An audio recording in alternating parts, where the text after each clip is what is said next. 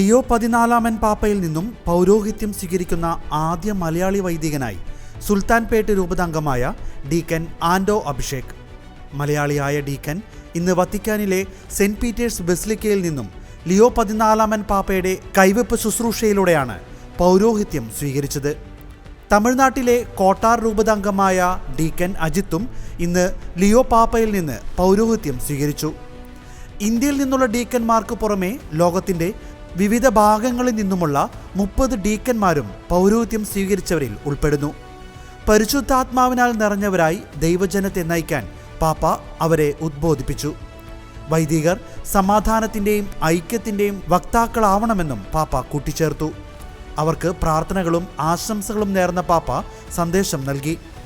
സുൽത്താൻപേട്ട രൂപതയിലെ സയത്തുറൈ saint James ഇടവകാംഗമാണ് നവവൈദികനായ ആൻഡോ Abhishek. Aluva pontifical സെമിനാരിയിൽ നിന്നും ഫിലോസഫി പൂർത്തീകരിച്ച അദ്ദേഹം തിയോളജിയും കാനൻ ലോയും റോമിലെ ഒർബാനിയ യൂണിവേഴ്സിറ്റിയിൽ നിന്നാണ് പൂർത്തീകരിച്ചത്.